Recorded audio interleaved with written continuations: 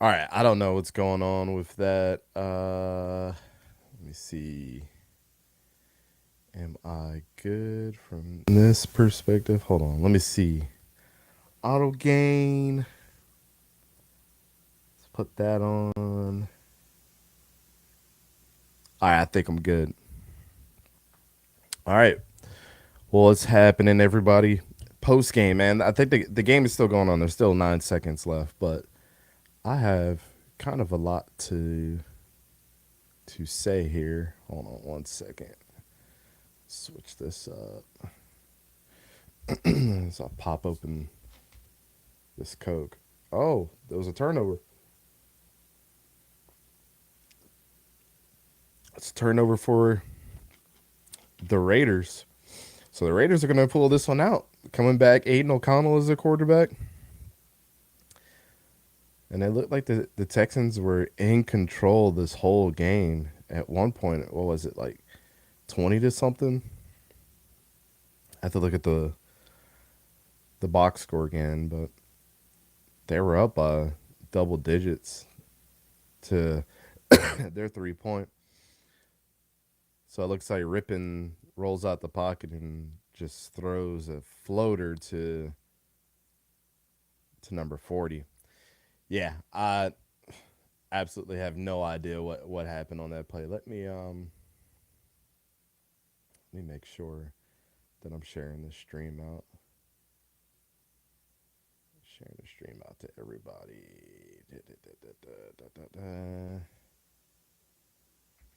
My man Lincoln's in the house. What up, bro? Let's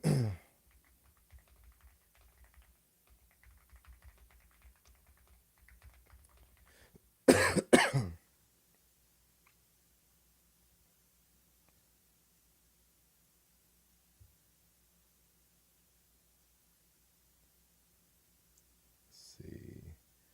All right. Let me go ahead and pull up the. We'll pull up the other game while we're on live here as well.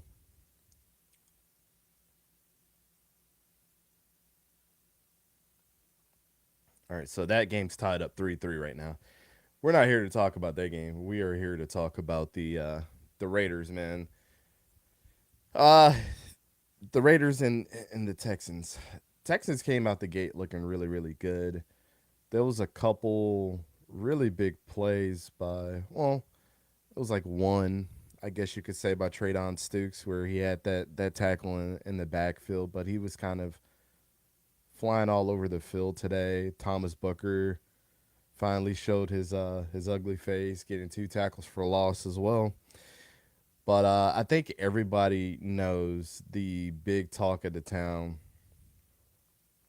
is Fernando Mendoza, right?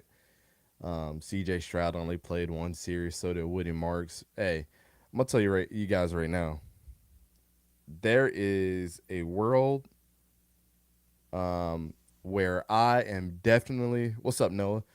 Where I am definitely, I have a lot of stock into Woody Marks at this point.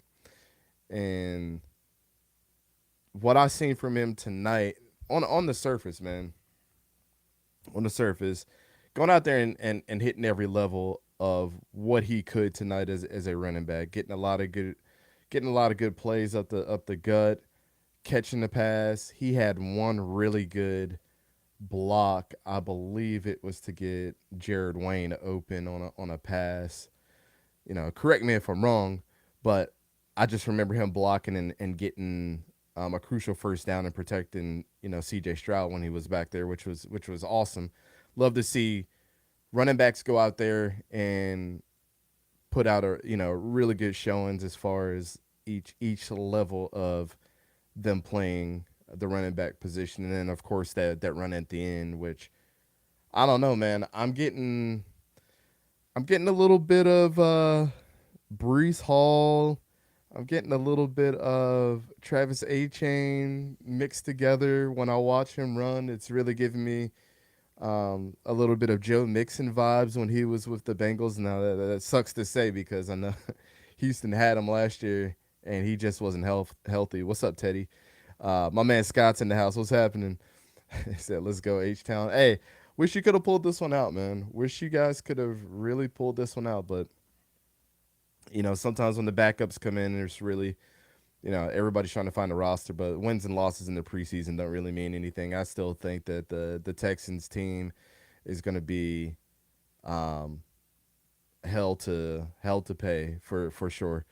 It's good to see you, man. It's always great to see you, man. Always great to see everybody that pops through, right? Um, but yeah, I'm looking at this Texans team, and then there's a couple of standouts. Woody Marks, of course, and the other one that I don't think a lot of people are going to talk about. Well, there's two more. I'll give Lewis Bond his credit too. He had two really good catches in this game, and then the one that I posted out on Twitter, and I don't think people actually understand the type of player that he can be, as far as the NFL, right? Like, it's not going to be the sexiest play that you're going to see from a player, but I think it's something to be said for, especially for CJ Stroud to get really comfortable this year. I think Marlon Klein is going to find himself a really big role if he continues to play the way that he did, just being a kind of a check down merchant, right? Like, always open, always was reliable, didn't drop a pass. I think he had 4 targets today, caught 3, so three passes for 31 yards. But it seemed like he had way more production out there. So I think moving forward, if he's not a focal point of this offense, I don't know if the coaches and everybody was scouting this game like I was. One thing I was disappointed from, man, to be completely honest with you, was Xavier Hutchinson, man. Couple drops in this game, just couldn't get his feet right, just couldn't fit into this offense like I want him to. And he's been kind of handed like a bill of goods of, and I hate to say it in that way, but Jaden Higgins not being available for the rest of the year is going to have somebody step up on his roster, and maybe Xavier Hutchinson could have been the the Iowa State brethren that would have stepped up to the plate. I don't know if he want to rush Tank Dell back after the injury that he had, but in my case, it's like I've been looking at Xavier Hutchinson just kind of take that next step up, man, and I don't know if we've seen enough from him to really even see if he's gonna make this roster at the end of the day. I mean, I don't know. All my Texans fans out there, y'all let me know. It's just kind of like the temperature of the water, with Xavier Hutchinson at this point. But let's go over to the Raiders a little bit, man. It was very, very, very, very frustrating to watch from a defensive standpoint. They did have, some players that made some plays, like I mentioned with Treydon Stukes. And then this offense, man, it's just. I know people are gonna look at that run from, and I'm gonna see if I can pull up the picture. I know people are gonna look at that run from, Mike Washington and say, "Oh my God, that was such a great play." But at the end of the day, I'm gonna show y'all something that that really people weren't paying attention to, and they're just gonna overhype a player just to overhype the player. The one thing that I did notice is number 33 in their defense, the linebacker, was kind of like in a muscle match with one of the offensive players from the Raiders, and he kind of threw him down to the ground. And in my opinion, it's like, dude, why are we wrestling the player instead of like just trying to shed him off while paying attention to the ball carrier? Like, that this is a run. Why are we trying to outmuscle somebody? So here's the play right here. And like I said, people are going to overhype the Mike Washington, that big run that he had. But you can see number 30 in between 66 and I believe it's 51 right there. But also at the top of the screen where I have circled is where the man got outmuscled. So really and truly, Mike Washington just took this on the opposite side of where that collision happened or where that outmuscle happened, and he just ran up the field. if this guy was paying attention and trying to play the run instead of trying to outmuscle him, this would have never been a big run. I don't see this happening with the first team Texans defense, to be honest, or any other defense out there. So again, to me, it's one of those things where people just don't pay attention to the actual football play being made and understand that yes, that was a mistake. And things like this are going to happen, but that's an undisciplined play altogether that I don't think a guy like Henry To'oTo'o, for example, would make, and just letting this guy just run front side and, get 30 yards or whatever the hell he got, right? Um, so I'm just I'm kind of conflicted. I mean, I wasn't the biggest fan of Mike Washington coming out. And I don't really get excited about huge plays like that. I try to look for consistency from any player. I think that's super important to see what they do in the reps that they're given, but also is it going to be a meaningful? Is it not just one block just breaking you free?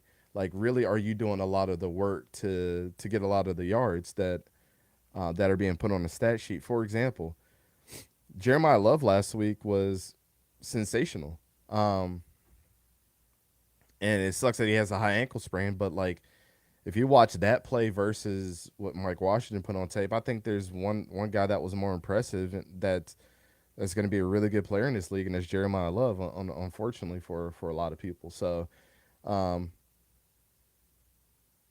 Roman Hemby had a couple good runs. Dylan Lobby, my dog, it looks like he's going to make this roster and probably have a bigger role than just being on special teams this year. And then the Malik Benson experience has shown his ugly head, like I told people. Had 5 targets tonight, only one catch for 18 yards. I'm just, I hope he doesn't become a head case like he was in college to the Raiders. But apparently he's having a really good camp, but just had a crucial drop there on third down where Fernando Mendoza put on the money, and we're gonna talk about Fernando here in a second as well. But um, yeah, this team is just really confusing to watch. I don't know how to put my fingerprint on it just yet. Um, Scott said Hutch has had a great camp but didn't look good today. Tank isn't ready, and Jalen Noel is nursing a hamstring. I was wondering why he was on the sideline. Wide receiver depth is an issue with Higgins out. Yeah, yeah. I don't know what. Again, like I said with Xavier Hutchinson, I want him to be so good down the stretch, man. And then he gets in moments like this where he's just, I don't know. What's up, Dana? She said, hey, y'all. Couldn't watch anything tonight. My brother showed up and occupied the TV. I'm not annoyed, not at all. Well, then there's another game going on right now too. So hopefully you're able to catch that. Malik Benson drops. Yeah, it's horrible, man. It's horrible. Um, it's kind of hard for me to comment on what the offensive lineman did. Um, but I'll go back and watch the 22 and see exactly where Trey Zune was. But yeah, I would say overall the offensive line from a pressure standpoint didn't seem all that bad today. Um, I just think what we're looking at is a lot of people are. We have this huge not me because I'm lukewarm to Fernando Mendoza just in general. Um, it's it sucks that he's in this position. It sucks I'll put it like this before I start getting into the negative, because I know I've slammed on Fernando even though we've praised him a lot in the past. The thing about Fernando Mendoza is you're being brought into a situation where you have Jack Besh on the roster, which shouldn't have been drafted that high. Dante Thornton on the roster, which was obviously hurt on the sideline and shouldn't have been drafted as high as he was. Trey Tucker, who's not really a number one receiver but serviceable. Jalen Naylor, which they're gonna get a good taste of their medicine with him because this dude was obviously on the roster with Justin Jefferson and uh what's his name? Oh my God, why am I drawing a blank on his name? Number three. Oh my God. Always gets himself in trouble. I was super high on him. What the hell? John, Jordan Addison. Yeah, having a mental brain fart there, but those guys. I mean, Jordan Addison could be a number one on another team. He just he's got his head so far up his ass sometimes that he makes a mistake off the field. But you have Jalen Naylor, right? Who, when those two guys are being occupied, of course he's going to get a couple catches. But I mean, you ask any Vikings fan out there, they weren't like, "Oh, this dude is going to him signing with the Raiders is not going to make him a number one." Philip Dorsett comes back for a second time. Ian Thomas looked okay today, but everybody knows that he's not the main guy. It's going to be um, Brock Bowers when he gets back and Michael Mayer. So this team is really conflicted. I say all that to say I feel bad that when you draft a number one quarterback or a quarterback number one overall, and he has to deal with this wide receiving room and this running back room, because I think Ashton Genty will be okay, right? I don't think he's going to be no world beating wide running back like when everybody thought, everybody thinks that you know he's going to be Bijan Robinson. That was proven not even to be true. And I think they're going to get a taste of what Mike Washington is. He's just going to be a boom or bust running back, which I wasn't a big fan of Caleb Johnson, but I compare him to Caleb Johnson a lot. And what is Caleb Johnson doing for the Steelers right now? They wish that they would have got their second round pick back. I'm not saying that he's going to be him. I do like Mike Washington a little bit more than him, but again, when you have things like, hold on, let me go back. When you have things like this where your linebacker's trying to outmuscle somebody and you just break outside contain, yeah, it's easy for you to get those 30-yard runs against the second string defense. I don't think that shit's gonna happen all the time. So let's temper our expectations for what we expect from a lot of these guys. Let me get into these comments before I get into the Fernando Mendoza stuff, though. Mixon medically retired. That's right. Not officially, but yeah, whatever the injury was. And he's got some off the field stuff too. Everybody knows about that as well. Felt like they missed out on wide receiver in this draft, and they shouldn't have. There's no reason why they couldn't have picked up Chris Brazzell. And then their other spot that they are suffering on is defensive tackle.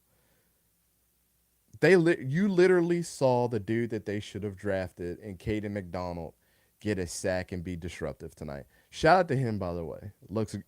I can't wait to see him, Will Anderson, Danielle Hunter, all those guys lined up. Henry Toto on the second level, all those guys to just be a force this year. The Jordan Addison stray duck. Do you think Genty breaks 1,100 rushing yards? I don't know. I mean, I know they're gonna run the ball more with Kubiak, but I don't know. I like I like Ashton Genty, man. I mean, if you go back on the other channel, bro, we were the only ones to talk about Ashton Genty might have the season that he had, and he did, and it was not any surprise to us. But again, you have to look at it as you have prospects like Bijan and you have prospects like Ashton. Who would you rather have? Obviously, Bijan, one of the highest paid running backs in the NFL right now. Either of them can have more success this year if they have an O-line that averages more than 1 yard before contact like they did the first half of last year. There's a couple problems with the Raiders. The one thing that I warned Raiders fans about was Jackson Powers Johnson. People are I don't know if people know how to read how good an offensive lineman is. And maybe we might have to do a breakdown on that. But the consistency, I think, Dana, you're really good. You're really good at recognizing exactly what I recognize at offensive lineman. I don't need you to impact pancake block people. I need you to be fucking consistent on every rep. I don't need you to miss the small things. And if you do miss something, I need you to recover as fast as you can, right? This is why when the whole evaluation process with Joe Alt happened, right? We were like, man, that left hand is not as strong as recovering when he was at Notre Dame when everybody had him so high. And I suggested the fact that I think that he's a right tackle in the NFL. Guess what his main position is? Right tackle. We were one of the only channels to go out there and go against the grain and say that. And so it's not that hard to. I mean, you have to have some level of talent when evaluating that stuff, right? But the Jackson Powers Johnson experience has kind of just fallen flat on his face, to be completely honest with you, because he's such a force. When he's healthy, he goes out there and he embarrasses people. But on a consistent basis, he's not all that what people think he's out to be, man.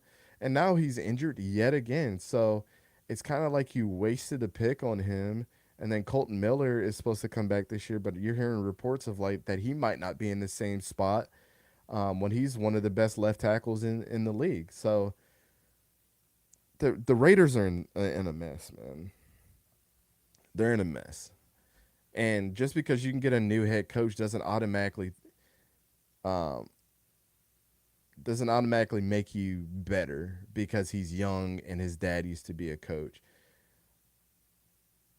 People don't remember the times that Kubiak was a terrible offensive coordinator. They just you're on a Super Bowl winning roster with the Seahawks, yes, but Mike McDonald is a big, huge part of why they were the way that they were, and their front office drafted great. A lot of those guys stepped up to the plate. The kid from North Dakota State, Nicky Manwari, like those pieces ended up panning out for them. So you can't just say that the offensive coordinator is the one. And Sam Darnold just came off of his best year ever when the Vikings probably should have kept him. I, that's a conversation for another day. I would. It's crazy that him or Daniel Jones didn't get retained on the Vikings, and that they had to settle for Kyler Murray at this point. But let's get into Fernando Mendoza. First of all, I want to say that Twitter is a cesspool of people that just want to argue and bicker like children, um, which is crazy. We got people talking about they just see a white kid and think that he's going to be good at quarterback. When we do our evaluation, I don't give a fuck about your race. You could be purple for all I care. If you can play, you can play. And some people unfollow me because I say that they're bickering like children, and I get called illiterate and all kinds of other shit. But let's get into and it was all around Fernando Mendoza. Everybody knows here that Fernando Mendoza wasn't our favorite prospect in the evaluation process. To some people, it was. To other people, they thought that Fernando was clear cut the number one guy in this draft, and a lot of it was because of hardware, which is a mistake. Tonight, I felt like him being under center is getting really uncomfortable for him. And I don't know if he's really going to settle in place. That's the first thing that was completely obvious to me is I don't think he's comfortable being under center. Obviously, the receivers don't help. We went through that as well. I mean, Brock is going to help somewhat, but the one thing that Fernando's not used to doing is quickly finding a guy and getting it to him. He's quickly wants to get the ball down the field, but he's not the methodical go through your progression, find the guy and get him open, right? All right, get the ball to him and throw him open. Andre says that receiving core is legit poverty. It is. And I feel like they're gonna have so much pressure on Brock that he might get re-injured, man. It's crazy. That's just how some of this shit happens. That kid's gonna be have so much pressure on his shoulders. So that's the first thing that I kind of have in my mental notes is like I feel like him being under center doesn't make sense. I told my wife this. I would have loved to be in those four walls when they went through the whole draft process and they say, yep, Fernando Mendoza is our guy, right?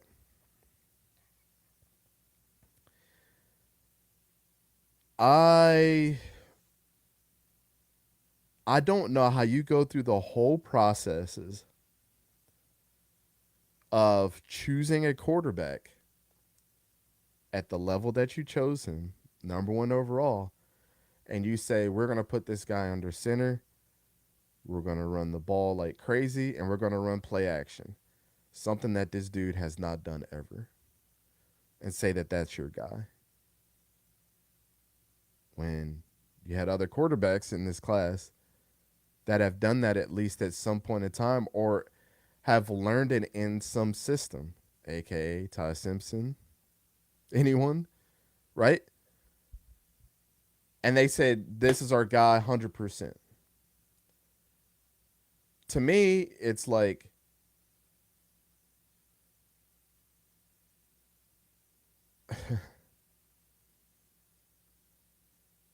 hold on, let me read this. Kaden Proctor went to guard, but he looked terrible, and people had him as a pick. Yeah, that shit is insane, bro. And good on him for working on his left hand. Oh, you talking about Joe Alt and getting back to the left side? Well, they had no choice. I mean, he had experience on that side too. You got to remember that. But yeah, he looked really good until he got hurt. you know, it's that Chargers O line was so banged up. It's crazy. You did have him predict him going to the Natty if he went with Indiana before he transferred, but as a prospect, well, he wasn't number one on your board. Thank you for saying that. But you know, some people are haters. We're the haters too. Andre says at Indiana, I feel like I saw him throw more comeback routes and go balls. That's what he did, and he had the receivers to do it, right? And the running game was awesome. Remember, Roman Himby, Kalen Black, and then at the beginning of the year, they had Lee Beebe, who was on pace to run for fucking 1,500 yards in that offense, which they'll have him this year. And I can't wait to see that, him and Josh Hoover. Rookies look great. Four string his ass. Kubiak's system needs a guy under center. I That's what I'm saying. I don't understand how the Raiders went through the whole decision and said that that's their guy. Unless their whole goal is to just see what they got in the preseason and Kirk Cousins be their guy, which if Kirk Cousins is not starting in week 1, I don't know. I think Kirk Cousins can probably get them out of situations that Fernando can't right now because of the experience. If that makes sense, right?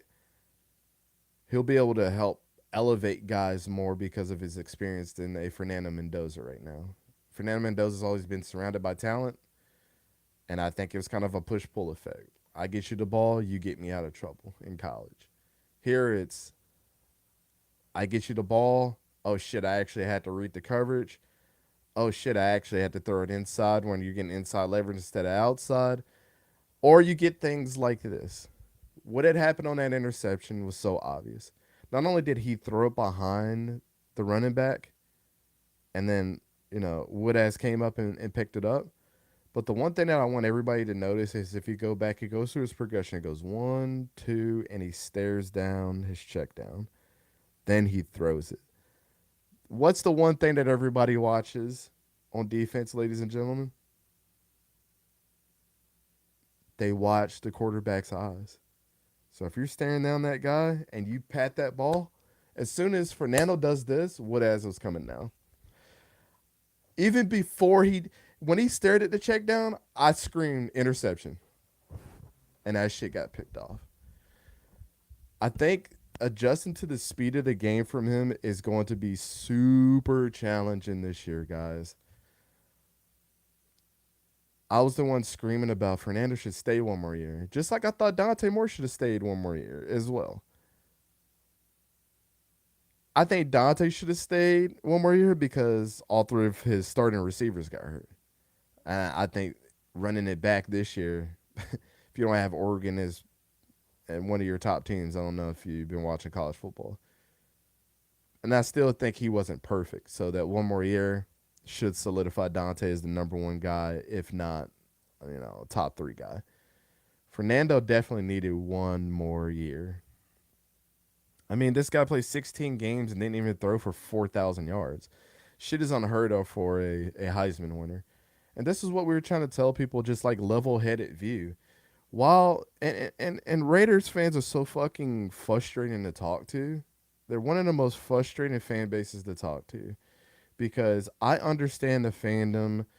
Take the fandom out of the equation. Let's just be realistic about everything. I understand that you might like this Dante Thornton kid who I told them last year. I told them everything. I gave them an autobiography on how Dante Thornton got to where he got to. And everybody wanted to ignore me and call me a fucking hater. Or how I had my reservations about Jack Besh, even though I think that he shouldn't have gone to the Raiders. Um, but you're not helping Fernando out with this receiving core whatsoever. So unfortunately, I don't know if we'll ever see if this kid is going to be good. Shout out to my man Brandy. He said rookies look great for shrink his ass. I don't even think the rookies look all that great. Kubiak's system needs a guy under center. It absolutely does. Do you think all around Hoover's more talented? I do. I'm a big Josh Hoover fan. Even if you told me last year, no matter how high we were on Fernando, which all of me and Klee sat up here and did a whole breakdown of him being at Indiana. Shout out to my man Klee, by the way. But the thing is I've always thought the thing that I like about Josh Hoover is he might have thrown a ton of interceptions. But the one thing about it is he's the type of dude to go through his progressions. He's the type of dude to launch that shit downfield and take a chance and make an NFL type of throw, even if he might fail.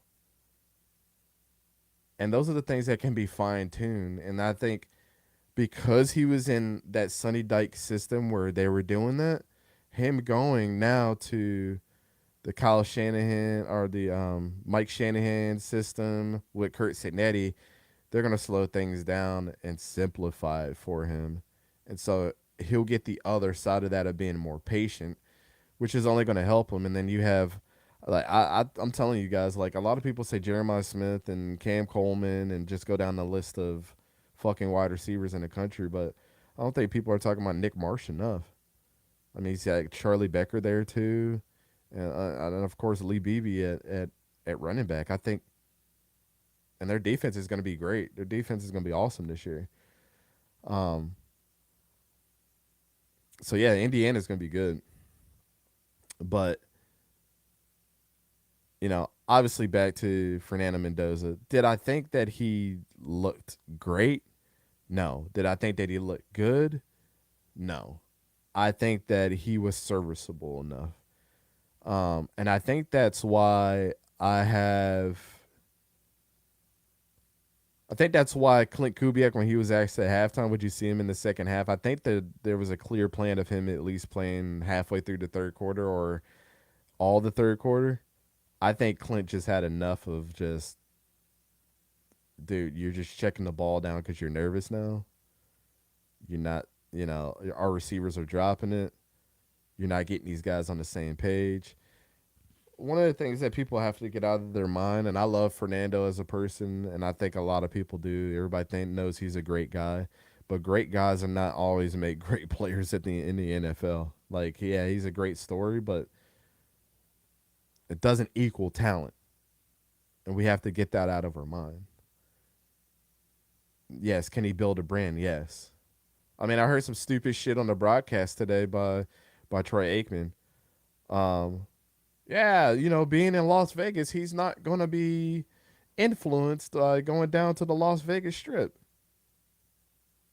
Do you think Fernando Mendoza could walk on the Las Vegas Strip by himself without being bombarded by thousands of fans? Come on. This is one place that the fucking players just don't go. They got a backdoor pass to wherever they need to get to. But, like, I mean, I get what he's saying. Like, he's a great kid. He's not going to get himself in trouble, but who knows? But it doesn't automatically make him a great player. Andre says, Dante, I have a question regarding my Packers. We're looking to trade for one of those options. Are JPJ, Joey Porter Jr., Kool Aid, and Riley Moss. Who's the best fit? I think you guys need. I don't know. I think out of that whole crew, it's hard to say because you need somebody that's going to push the receivers to get better because that's part of it, right? I think a lot of people miss that puzzle piece when you talk about a guy being on the opposite side of your offense or the opposite side of your defense, right? Like how is he influencing the other positional group? Like you always match corners with wide receivers, right? Is JPJ Kool Aid or Riley Moss going to make Matthew Golden the superstar that everybody wants him to be? Maybe one of those guys can, but then also can Matthew Golden and the rest of those guys get them prepared to play the monsters like Justin Jefferson and the Jordan Addisons of the world and the Amon-Ra St. Browns and the Jamison Williams and all those guys, right? Luther Burden and Roma Dunze. Those are the guys that you're gonna have to play. I think out of that group, you have to get somebody that's got the best speed that can be a little handsy, might let some big plays go from time to time, but you're going to with those guys. But you're talking about just giving me a chance. I think Kool-Aid is too early to tell. I think Joey Porter Jr. is way too handsy. That is going to cost you down the road. I think Riley Moss may be the best pick because of that, because he's going to have the speed. He'll be a little handsy with the receivers, and he's not going to get frustrated by how good those guys are. I think he's probably the better fit out of those three. So if I was you, that's who I would go for sure. I'm with you. This year's Indiana roster clears. In my opinion, Marsh was damn near NFL ready his freshman year. Dude's a specimen. Yeah, people are not talking about him enough, man. It kind of makes me, really makes me sad. I think he'll fit into that offense. You know, fit into that offense right away.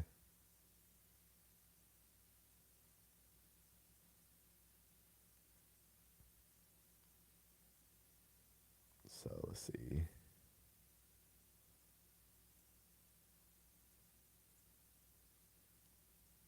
I'm still waiting. Um, what's up, Rav? To be honest, Dante didn't want to play for the Jets. Yeah, I mean, but if you're a high draft pick, man, it's gonna happen. You're gonna go most likely if you're one of these quarterbacks, you're gonna go to a shitty team. You're gonna go to a shitty team or a team that's trying to work its way up the ladder, right? Um, it's just the one thing that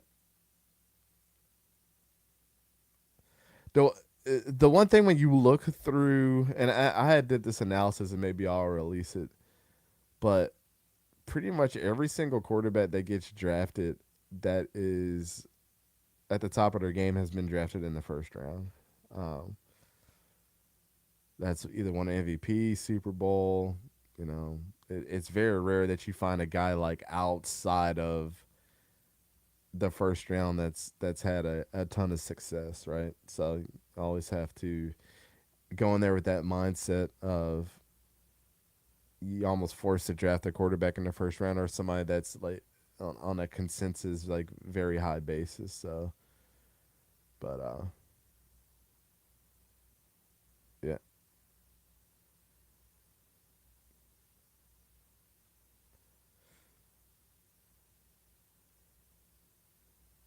I remember Greg said he would pick Dante Moore over Mendoza. Well, I mean, if Dante Moore would have came out in this draft, I don't think I don't think it would have been crazy.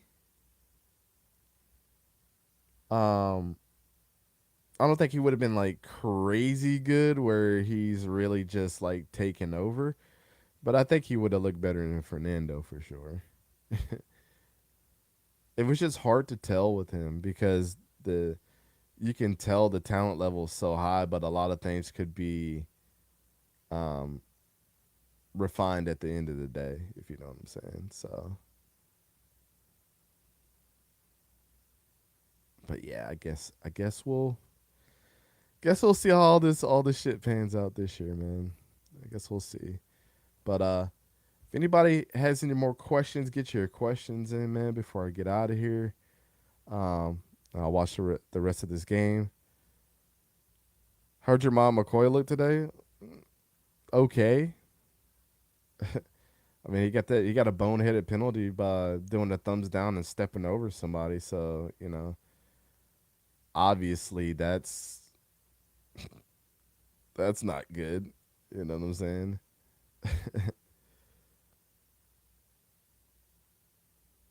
Yeah, that's not good when you do that, man. You don't want to be the guy that's stepping over people and giving the thumbs down for sure. Um, but yeah, I mean, I don't think anybody looked incredible on that defense. Not one person. I will say Caden McDonald and the rest of those guys on the Texans do. Again, Traydon Stukes had that one big play at the beginning of the game, but it is what it is. I don't think it was anything fascinating. I really have to see more of him because I wasn't even impressed in the draft process with him. Every, it's like all the people that everybody was hyping up ended up on the Raiders. Outside of Jermon McCoy, I think Jermon McCoy. I'm more concerned about that knee than anything. The knee, I think, is going to end up turning this ugly head where it'll be one of those things where everybody's like, "Oh, it looked like he was fine," until you get to a stage where it was like, "Oh man, the knee plug is really turning its ugly head, and we really need to have surgery on it." Like, I hope that doesn't happen, but I just feel like it could turn into that for sure. So, got to be really really careful on how we're treating Jermont McCoy. But yeah, the Mike Washington experience and uh, you know Malik Benson and all those guys, man. You just go down that whole draft. It's like the last 2 years, they're just drafting the most hyped guys, and I'm just not a big fan. I guess I just didn't see it in college, so didn't feel like it would translate over to the NFL. I mean, Darren Porter didn't look all that great in the snaps that he got.